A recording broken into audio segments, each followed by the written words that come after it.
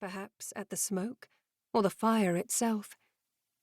With Osmond cradled to her chest, Farrin ran for the door in bare feet, her braid swinging, and threw it open.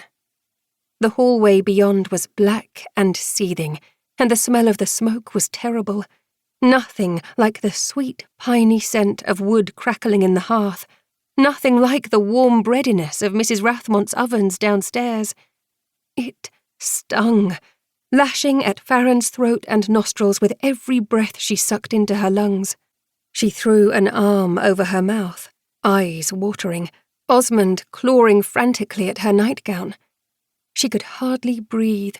The smoke was vile, unstoppable, and it was laced with something else, something biting and brittle, like the charge of a coming storm.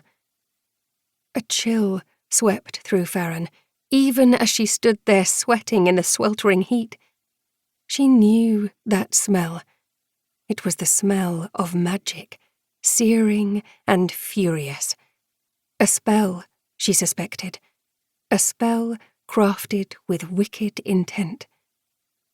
Ivy Hill hadn't simply caught fire. No, someone had set fire to it, and Farrin knew only one family equal to such a task, a family with power and resources to rival her own, a family that hated the Ashbournes as much as the Ashbournes hated them, the House of Bask.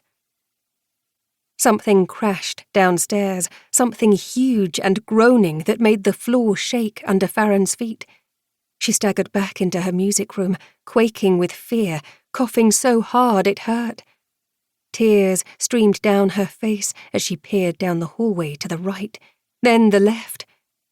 The left, she thought, looked a bit dimmer than the right, which she hoped meant fewer flames. She prayed to Caiathos, god of the earth and all its elements, though something in her heart told her the prayer was useless. If the Basks had indeed set this fire, if they had found spellcrafters clever enough to break through Ivy Hill's protective wards, then the long-dead gods couldn't help her. They were all going to burn. All of them. Mamma and Papa, Mara, Gemma, Gilroy, Mrs. Rathmont, Madame Baines, every maid, every cook.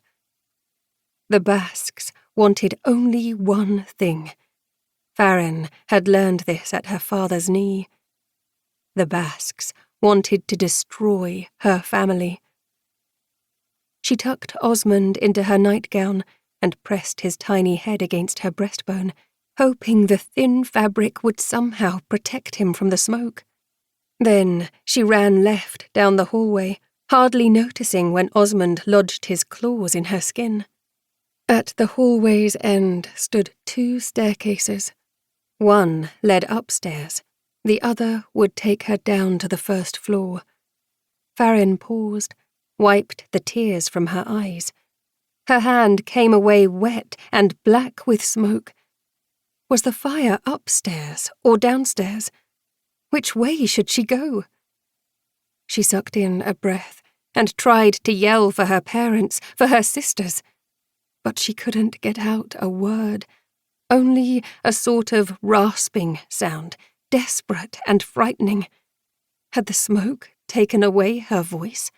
Would she ever get it back? What if she chose the wrong stairs?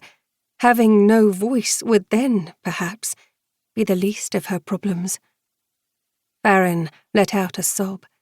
Her chest drew tight with a primal despair. Was she going to die?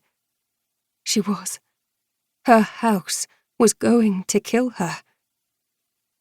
Osmond had gone still under her nightgown, though Farrin could still feel the frantic beat of his heart under her palm. She gave him a tender squeeze. "It will be all right, precious," and decided that no, she was not going to die.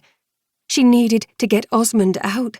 He was small and helpless, an innocent, grumpy little fluff goblin, and she was his only chance of salvation.